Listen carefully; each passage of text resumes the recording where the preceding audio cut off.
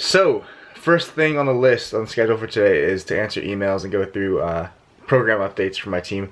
But before I do that, get some value early on in this video in case you guys don't watch the whole thing. A lot of people have been asking me, since I posted that video about me dropping out of school and doing what I do, a lot of people have been asking me whether or not they should drop out of it. They've been taking that video as like a sign or a encouragement for them to drop out of school. And I want to make one thing very clear, guys. For the vast majority of people who consider dropping out of school, school might be your best bet. School is going to give you a huge advantage when you get done and you are looking for a job. If you try to get a job, you try to get employed and you apply, and who cares if you've done something online? Who cares if you have a billion Instagram followers or whatever?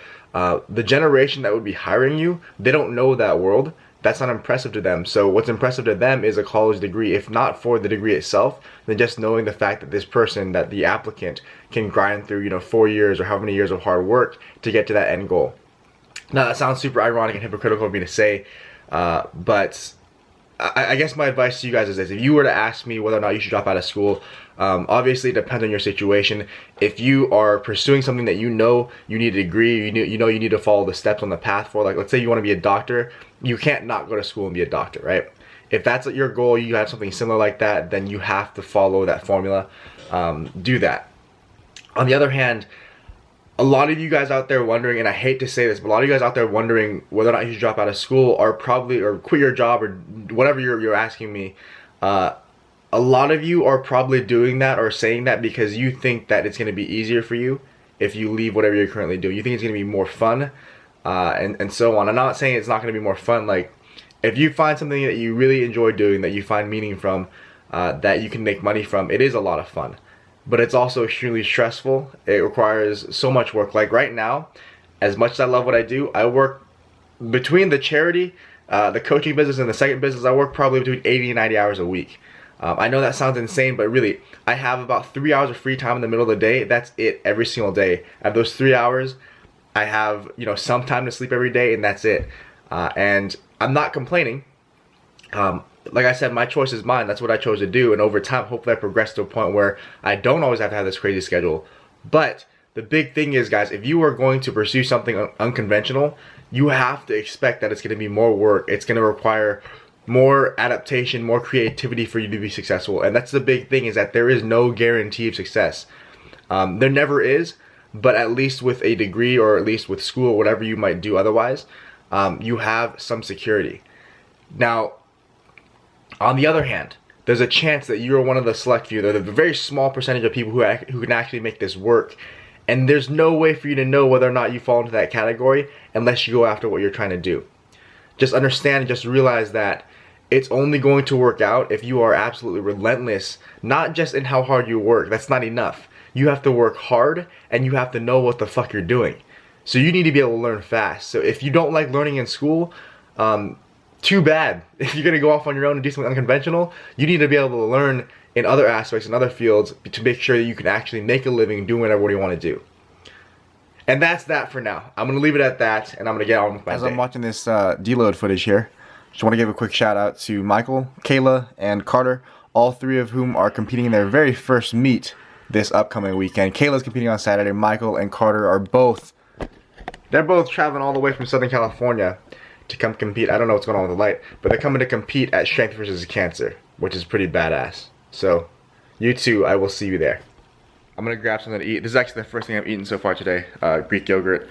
I don't generally eat a whole lot in the morning. I like to eat my first meal, which would normally be at the end of my first appointment block, which is around noon or 1-ish. I'll eat my first meal, my first normal sized meal, and then that'll be like my pre-training meal on the days that I do train. Luckily today, for the first time in a very long time, I get to go to the gym and train. I haven't trained really in the past week and a half, and I haven't trained regularly in the past couple of months because of everything that's going on with the businesses and the charity. But soon after this Sunday, when the campaign is done for this season, I think I should have a little more time to myself to focus on training again.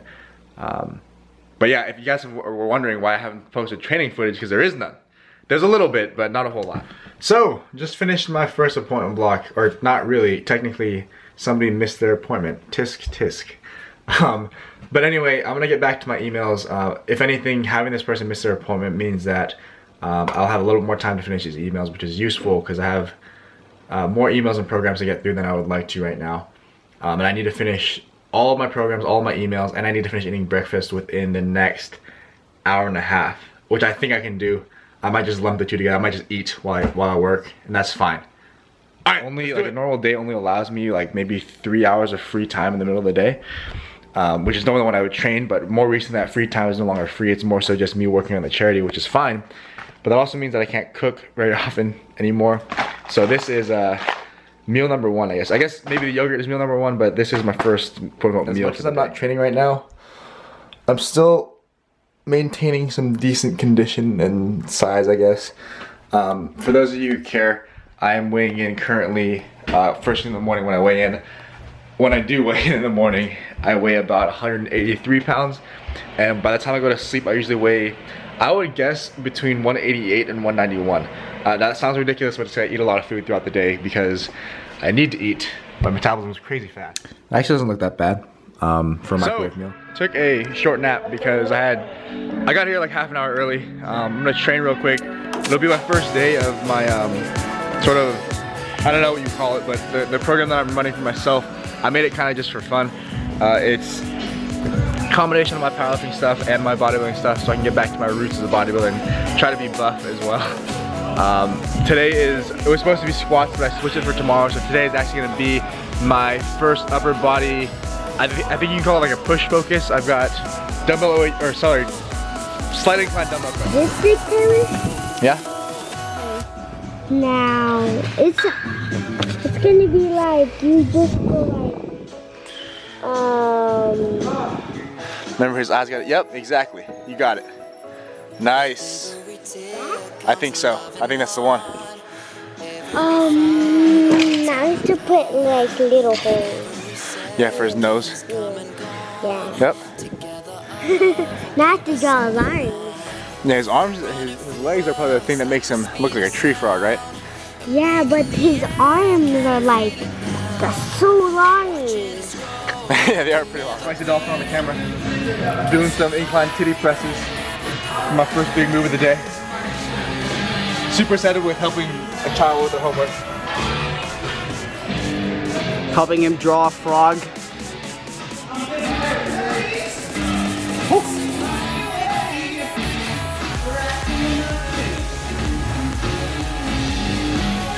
This is the first up count of the rep. Shut. I don't know. Does it? Yeah. Does it? I don't know. I don't count it. 1.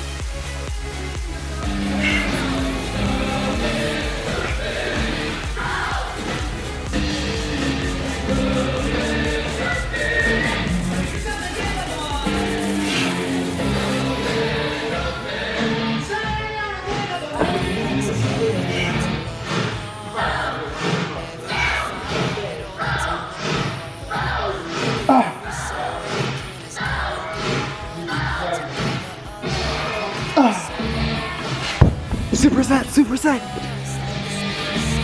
Man, no fun. Very difficult. You gotta go back.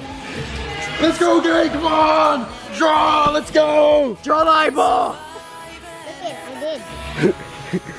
Oh, so cute. I'm gonna cut my hair. If you guys are wondering how I cut my hair, because I do cut my own hair, you can watch a video on my channel. It's somehow the most popular video I've ever posted with over 100,000 views. Check that out if you want to. So, it's about the end of the night for me. I need to go to sleep really badly because my head hurts, but I didn't end up filming as much of the things that I did today as I wanted to, and this is probably gonna be a shitty video without this, so I wanna give this video some value, and I wanna keep talking about the whole thing about, you know, whether or not you should quit your job or drop out of school or whatever. And I wanna make it very clear that I don't mean to be a huge hypocrite, because me saying that you shouldn't or you probably shouldn't, that sounds ridiculous probably. And it's not that I want to deter you guys from chasing after whatever you want. It's just that idea that you can do whatever you want and make it work, it's a little bit naive. It's naively optimistic to think that, you know, you can literally do anything in your life, because that's not possible. I think a more practical way to think about things and to apply it to your life is, if you are unhappy with your current situation and you decide to do something about it, and you decide to make a change in your career, in your school, or whatever your path is, just make sure that you can live with the life that you'll have after that, or you know, live with the possibilities that you'll have after that. Because if, like, for example, if you decided that you wanted to make your own business, you need to make sure that that business is going to be able, is going to be a viable source of income for you to support your lifestyle, or support your life, and perhaps the people who depend on you as well. And that's a scary thing if you take that risk, right? For me, the reason that I was not as hesitant to do what I did, and I mean, I'm not saying it was an easy choice, but the reason I wasn't as hesitant as some people might be is because I don't have a wife and kids, I don't have a mortgage, I don't have a car payment or anything like that. Very little financial responsibility. All I needed, and still all I really need right now, is enough money to feed myself, to clothe myself, and to you know, have a place to live. There's not a whole lot else that I need right now.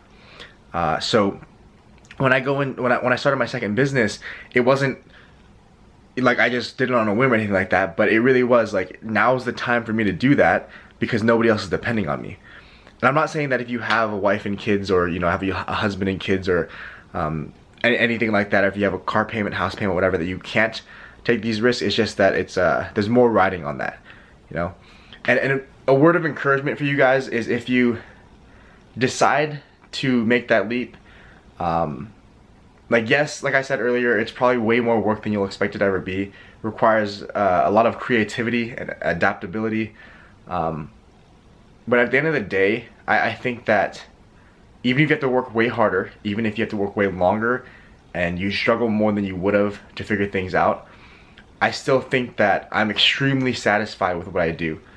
I love every single day I wake up and I look forward to whatever I get to do that day, or whatever I tell myself I have to do that day, because that's all on me. You know, if I fuck up, that's on me too. If I'm extremely successful, that's on me. And that's what I like most about what I do, and the things that I've done with my life, or the choices that I'm making now. So I guess in closing, what I want to tell you guys is that you know, it's important to have dreams and to have goals. It's important not to get caught up in the glamour, or the perceived glamour, I guess, or the motivational speeches online from random entrepreneurs and TEDx talks and stuff like that. You know, it can seem really cool to go off and do your own thing and be an entrepreneur or whatever, but the percentage of people that try to do that and actually make it is pretty low. So it's a risk. It's a huge risk that you're taking, and don't do it because you think that it's going to make you seem cool, or it's going to be trendy or anything like that. If you're doing it because this is what you want to do, and you're willing to bust your ass for it, and you really truly think that you're smarter, you're harder working, and you are in the right place at the right time to do it, then go for it. But make sure you have a plan, and make sure it's realistic. And who knows, maybe in a few years from now, you'll look back on your life and you'll say, holy shit, how'd I get here? And that's pretty much how I wake up every day. And I hope to wake up like that every single day for the rest of my life. If I can wake up like that and say, you know, be surprised or be very happy with where I'm at, especially looking back on what I've been through before, then I know that I'm doing well. Alright guys, that's about it for this video. I don't know what's going on with my camera, but I need to go to sleep, so I will see you guys next time. Thanks for watching. Peace!